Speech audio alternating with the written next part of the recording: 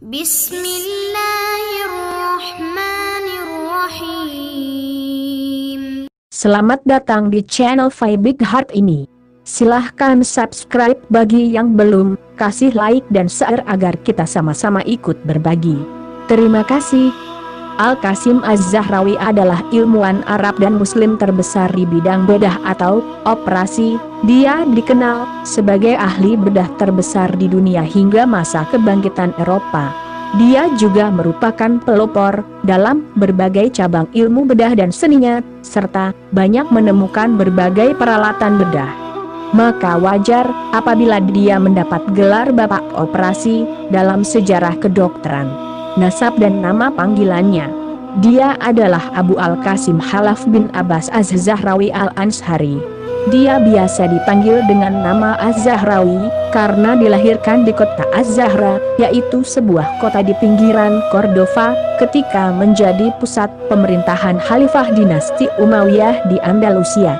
Dia juga kadang-kadang dipanggil dengan Al-Anshari karena nenek moyangnya berasal dari Madinah Al-Munawwarah. Dalam bahasa Latin dan bahasa Eropa pada umumnya, nama Az-Zahrawi telah dirubah menjadi Al-Zahravius. Sedangkan julukannya, Abu Al-Qasim, telah dirubah ke dalam dua versi, yaitu Al-Bucasis dan Abul Casis. Kedua nama inilah yang hingga sekarang dikenal di Eropa. Tempat tanggal lahir dan riwayat hidupnya Abu Al-Qasim Az-Zahrawi dilahirkan pada tahun 325 Hijriah, 937 Masehi, di kota Az-Zahra setelah kota ini dibangun pada masa pemerintahan Khalifah Umayyah, Abdurrahman An-Nasir, di dekat Cordova. Sedangkan tahun wafatnya ahli bedah ini, menurut riwayat seorang penjelajah dan sejarawan, Al-Hasan Al-Wazan, adalah 404 Hijriah 1013 Masehi. Sebagian sumber menyebutkan bahwa Az-Zahrawi bekerja sebagai dokter di istana Abdurrahman An-Nasir. Namun pendapat ini sangat jauh, karena Abdurrahman bin An-Nasir wafat pada tahun 350 Hijriah, 961 Masehi, sedangkan umur Az-Zahrawi pada saat itu masih 25 tahun. Yang benar adalah bahwa dia memang bekerja sebagai dokter di istana, tetapi di masa Khalifah Al-Hakam Al-Mustanshir bin Abdurrahman An-Nasir. Sifat-sifatnya.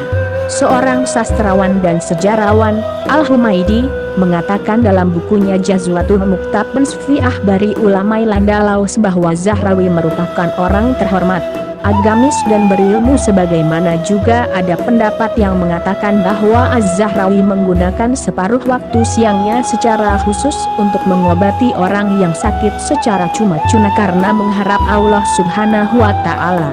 Penemuan Az-Zahrawi di bidang operasi dan kedokteran. Dalam bidang operasi secara umum, Az-Zahrawi merubah persepsi orang tentang operasi dari sekedar profesi seperti yang dilakukan oleh tukang bekam atau tukang cukur menjadi ilmu yang erat kaitannya dengan kedokteran dan bedah. Dia memberikan nasihat kepada para ahli bedah agar mempelajari ilmu bedah dan banyak berlatih sebelum melakukan praktik, agar mereka benar-benar mengetahui ilmu anatomi, bentuk, susunan dan hubungannya antara satu dengan yang lainnya. Juga harus mengetahui keadaan tulang, urat dan otot serta tempat-tempatnya. Dia menemukan berbagai macam obat-obatan untuk bedah sesuai dengan berbagai macam tujuan bedah dan peralatannya, seperti gunting, pengikat, alat pelebar, kempa, apitan, dan baju pelindung dari besi dengan ukuran yang berbagai macam. Dia juga membekali bukunya Tashrif dengan gambar-gambar yang menjelaskan tentang alat-alat itu. Misalnya di antara alat ini terdapat alat pelebar untuk mengatasi tertutupnya lubang kencing pada anak yang baru dilahirkan. Az-Zahrawi adalah orang yang pertama kali mengikat urat nadi dan pembuluh darah dengan benang sutra untuk mengatasi keluarnya darah ketika sedang dilakukan operasi, sebagaimana dia mengobati luka dengan dipanaskan. Dia menemukan metode menjahit luka bedah dengan 2 jarum dan 1 benang. Dia adalah orang yang pertama kali menggunakan benang buatan dari usus binatang, catgut, dalam menjahit usus manusia. Dia berhasil menekuni pemanasan pada luka hingga sembuh. Dalam operasi saluran kencing, Az-Zahrawi adalah orang yang pertama kali menemukan metode mengeluarkan penumpukan zat kapur pada saluran kencing. Dalam bukunya Tashrif, dia menasihatkan kepada para ahli bedah agar melakukan bedah dengan metode yang sesuai untuk mengeluarkan tumpukan zat kapur yang telah menjadi batu, dan dipecahkan dengan kempa, apitan, lalu dikeluarkan sepotong demi sepotong. Dia menemukan metode mengeluarkan tumpukan zat kapur yang telah menjadi batu melalui alat kelamin pada perempuan. Dalam bedah rongga pernafasan, Az-Zahrawi berhasil mengembangkan bedah rongga pernafasan, tracheotomy.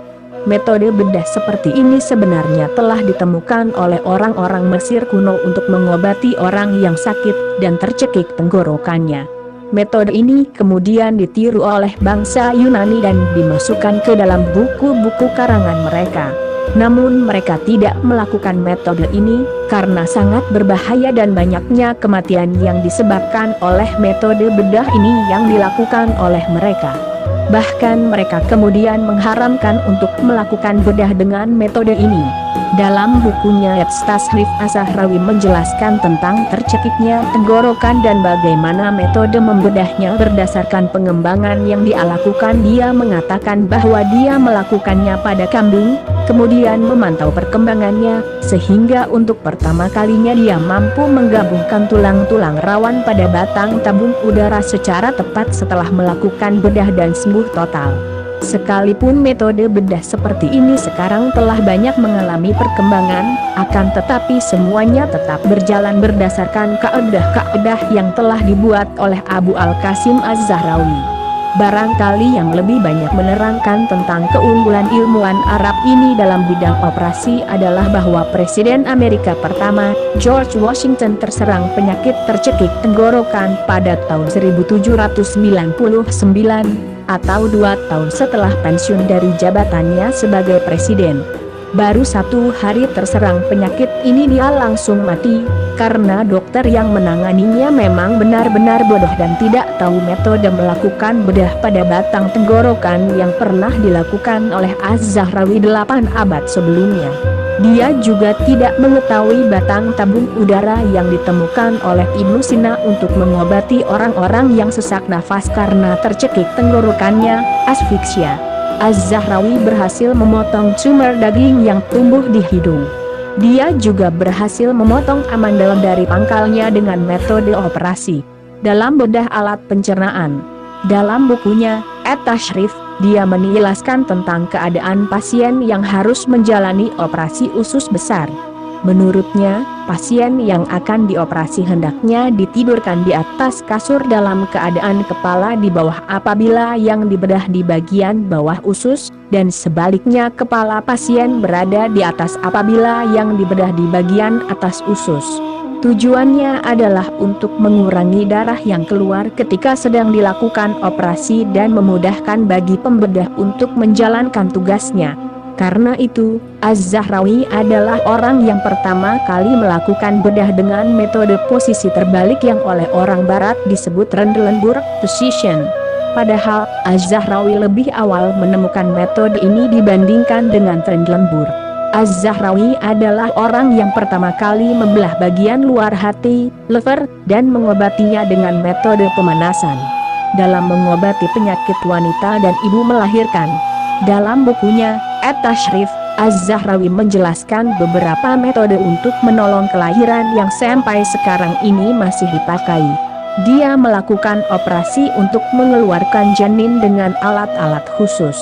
Az-Zahrawi merupakan orang pertama yang menerangkan kondisi-kondisi letak janin yang tidak normal di perut ibunya. Dalam mengobati tulang, Az-Zahrawi unggul dalam mengobati tempurung kepala yang pecah. Dia tidak hanya mendiagnosa sakit pada tempurung kepala yang pecah dari luar saja dan melihat keadaan orang yang sakit, melainkan menentukan dengan teliti metode pemeriksaan. Semuanya dengan itu dia jelaskan dalam bukunya Tashrif. Dia berkata, Kita harus mengenali semua, memeriksa dan menyelidikinya, membuang daging yang rusak dari atasnya, sedangkan luka yang masih pada batas akar rambut dapat diketahui dengan memeriksa tulang kepala, mengusapnya, dan mengolesinya dengan tinta, maka bagian yang pecah akan tampak hitam. Dalam buku itu juga, dia menentukan langkah-langkah kerja yang teliti bagi dokter yang sedang belajar. Dia juga menentukan macam-macam peralatan yang diperlukan untuk melakukan bedah dan menambahkan gambar-gambar pada penjelasan itu. Inilah perkataannya yang sangat jelas itu, apabila pecah di kepala telah sampai pada lapisan otak dan luka, maka harus dipotong bagian yang luka seperti apa yang akan saya jelaskan, harus memangkas rambut pasien. Apabila kamu memeriksa tulang kepala pasien tiba-tiba keluar darah atau sangat bengkak, maka hadapilah dengan yang semestinya, yaitu kamu letakkan di tempat yang bengkak itu kain lap yang telah diberi salep dan ulangi berkali-kali hingga yang bengkak hilang dan dijamin tidak akan keluar darah. Kemudian kamu membuat keputusan apa yang akan dilakukan pada tulang kepala itu. Ada kalanya kamu memotong tulang itu dengan pemotong yang lembut dan dengan lubang yang sedikit. Apabila tulang itu keras, maka kamu harus melubangi sekitarnya sebelum kamu menggunakan pemotong. Tanda petik. Az-Zahrawi berhasil melakukan operasi pada tulang punggung yang patah. Az-Zahrawi adalah orang yang pertama kali membuat lubang jendela dalam mengikat gipsum pada luka yang terbuka. Dalam bedah gusi dan sakit gigi, Az-Zahrawi berhasil mengobati gangguan pada gusi dan memperbaiki gigi dengan alat-alat operasi yang ditemukannya sendiri. Az-Zahrawi adalah orang yang pertama kali menggunakan sambungan gigi yang terbuat dari emas dan perak dan alat penekan mulut. Penemuannya di bidang operasi lainnya. Dalam menghadapi tumor kanker, Az-Zahrawi ada kalanya memotongnya hingga habis atau membiarkan semuanya. Suatu keputusan yang hingga saat ini masih diakui kebenarannya oleh kedokteran modern. Karena memotong sebagian tumor atau membiarkan sebagiannya dapat menyebabkan semakin parah dan kematian si penderita. Az-Zahrawi adalah ahli bedah pertama yang mempergunakan metode memotong anat, urat darah halus, dalam mengobati sakit pada betis, yaitu dengan membelah kulit dan menutupnya, kemudian mengangkat anat dan memotongnya dengan bantuan silet. Metode ini telah dipergunakan oleh Az-Zahrawi sekitar 1000 tahun yang silam dan tidak dipergunakan oleh kedokteran modern kecuali setelah melalui beberapa penambahan. Az-Zahrawi adalah orang yang pertama kali mengikat pembuluh darah dalam keadaan terjadi pembesaran pembuluh darah atau kanker pembuluh darah, aneurism. Akan tetapi yang sangat disayangkan, O.H.N. Hinto, 728-1793, mengklaim bahwa dirinya ahli bedah bernama yang menemukan metode ini. Dalam bidang kedokteran lainnya, Az-Zahrawi menemukan sebagian peralatan medis penting seperti peralatan yang terbuat dari logam dan lainnya.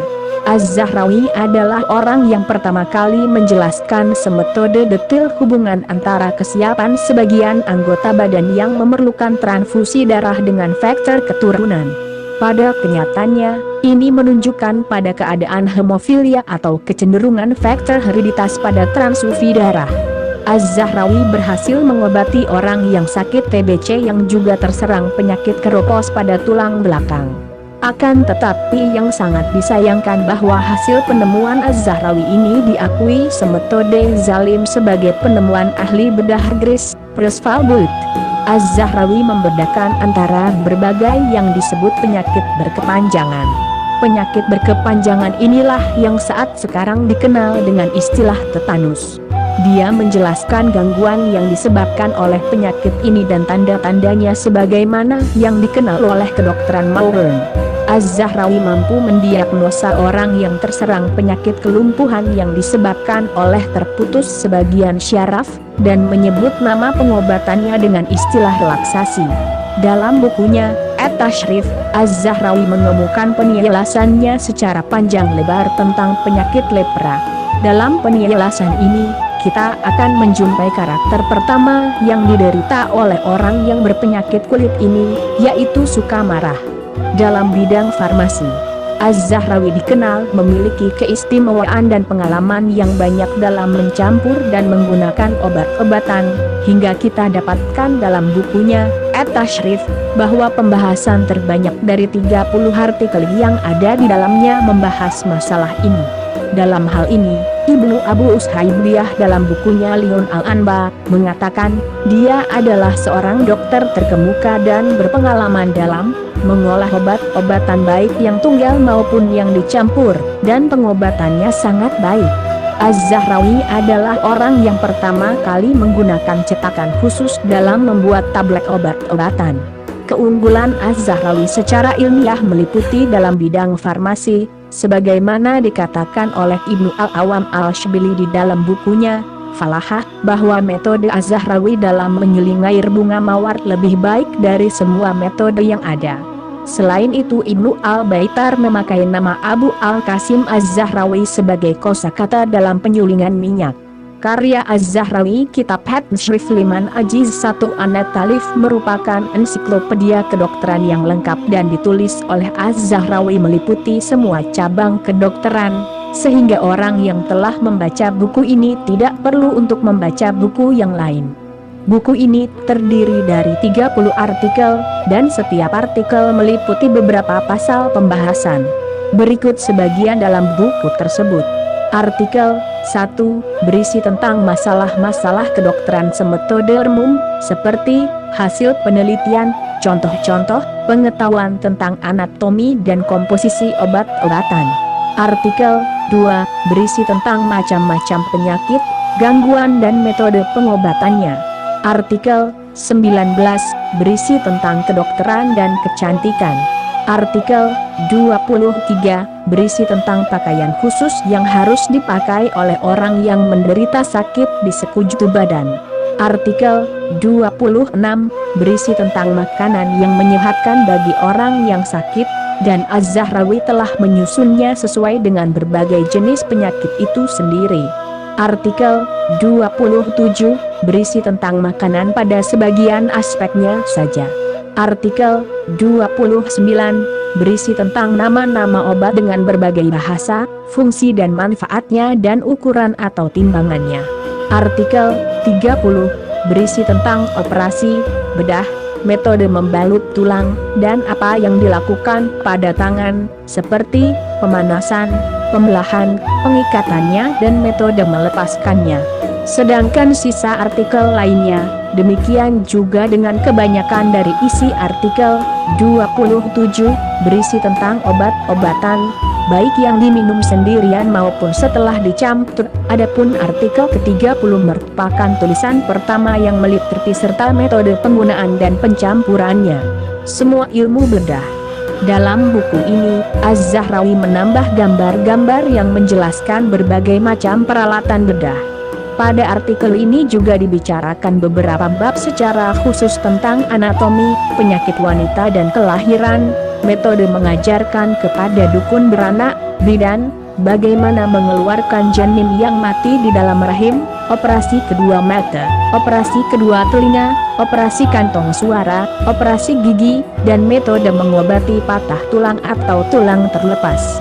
Buku ini mendapat perhatian sangat besar di Eropa, sehingga banyak orang-orang Eropa yang mempelajarinya dan menerjemahkannya. Di antaranya seperti yang diterjemahkan oleh seorang penerjemah Itali, Gerardo de Cremona di Tulaitlah, Sligo, pada akhir abad ke-13 Masehi.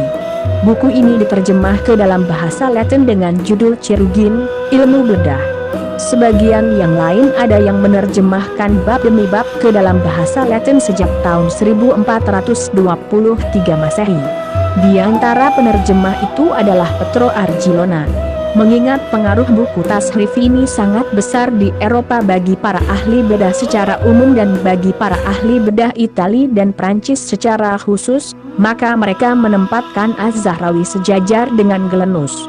Bahkan kita menjumpai seorang ahli bedah Perancis, Guy de Chauliac, pada abad ke-14 Masehi memberikan pengakuan lebih dari 100 kali terhadap buku at-tashrif dalam bukunya Al-Jaranah Al-Kabirah. Terjemahan buku at-tashrif ke dalam bahasa Latin telah dicetak berjilid secara terpisah dan diterbitkan pada tahun 1471 hingga tahun 1566, tanpa dicetak secara sempurna dalam satu waktu. Penyuntingan pertama yang dilakukan pada buku at-tashrif di Barat diterbitkan di Oxford, Inggris pada tahun 1778 Masehi. Adapun penyuntingnya adalah Channing. Buku yang telah diterjemah ke dalam bahasa Latin ini tidak detail dan kurang teliti karena penyunting sendiri tidak berpengalaman di bidang kedokteran dan hanya bersandar pada satu buku saja, yaitu buku tashrif, sehingga sangat menyulitkan kerja penyunting. Pada tahun 1867, buku at-tashrif diterbitkan dalam bahasa Prancis oleh Louison Leclerc. Namun semua penerjemahan itu tidak membuat perhatian kepada buku at-tashrif sehingga terputus begitu saja. Karena belakangan juga telah diterbitkan terjemah buku at-tashrif dengan judul Al-Jarahah yang disusun oleh seorang Orientalis G.L. Lewis, bekerja sama dengan Dr. M.S. Spin. Buku ini juga terdiri dari teks Arab dan terjemahannya dengan bahasa Inggris. Dalam menyunting buku ini, kedua ilmuwan ini merujuk kepada 7 manuskrip, 2 di antaranya tersimpan di perpustakaan Bodleian Oxford University, tempat manuskrip lainnya tersimpan di beberapa perpustakaan Turki, dan manuskrip ke-7 tersimpan di kota Patna di wilayah Pierre, India. Buku ini terbit sebanyak 850 halaman ukuran besar dan terdiri dari pengantar Az-Zahrawi dan bukunya at-tashrif. Barangkali yang memotivasi kedua ilmuwan dan ahli bedah ini untuk mengembangkan ilmu kedokteran adalah perkataan Az-Zahrawi yang disampaikan dalam artikel ke-30, yang mana dia mengatakan kepada murid-muridnya, "Wahai murid-muridku, ketika saya menulis buku ini yang merupakan bagian dari ilmu kedokteran sekeras sempurna dan saya menjelaskannya sejelas-jelasnya, saya melihat penting bagi saya untuk menulisnya dengan tangan saya. Karena tulisan tangan lebih dihargai di negeri kita dan di masa kita, sehingga ilmunya dapat dipelajari walaupun pengaruhnya telah terputus, dan tersisa goresan-goresan ringan sebagaimana dalam buku-buku orang terdahulu. Buku-buku itu ditulis tangan, sehingga sedikit kemungkinan salahnya dan dapat dipelajari dengan baik. Dari saya belajar maknanya dan mengambil manfaatnya. Karena itu, saya menulis artikel-artikel ini dengan metode memberikan penjelasan sekalipun singkat. Saya menjelaskan tentang bentuk baru pemanasan dan berbagai peralatan lainnya yang difungsikan dengan tangan, karena itu akan memperjelas dan sesuai dengan apa yang diperlukan. Di samping itu, karena pada masa kita tidak ada industri canggih, dan pembuatan alat kedokteran memerlukan waktu yang lama. Kemudian untuk mengetahui manfaat anggota badan, pergerakannya, tingkatannya, terputus dan terpisahnya, kita hendaknya mempelajari ilmu anatomi yang ditemukan oleh Glenus. Demikian juga untuk mengetahui tulang, syaraf, urat dan jumlahnya. Yang Mulia Abu Karat mengatakan, sesungguhnya orang yang menyandang gelar dokter itu banyak, akan tetapi dokter sebenarnya sedikit. Apalagi dokter yang juga aktif menulis. Kami perlu menyebutkan hal ini dalam pengantar buku ini, karena apabila seorang dokter tidak menguasai ilmu anatomi, maka ia akan melakukan kesalahan. Sebagaimana saya menyaksikan banyak orang mengaku berilmu padahal sebenarnya tidak berilmu. Karena itu, ketahuilah bahwa tulisan tangan itu ada 2 macam, yang dijamin benar dan tidak salah pada kebanyakannya. Kitab Al-Makalah fi Amal Al-Yad Al-Fani Al-Araha. Kitab Amal wal Akakir yang di dalamnya terdapat pembahasan khusus bagi setiap jenis obat, penamaannya, metode pembuatannya termasuk sebab dan manfaatnya. Dalamnya juga disebutkan nama-nama tumbuhan herbal dalam bahasa Suryani, Yunani, Persia dan Barbar.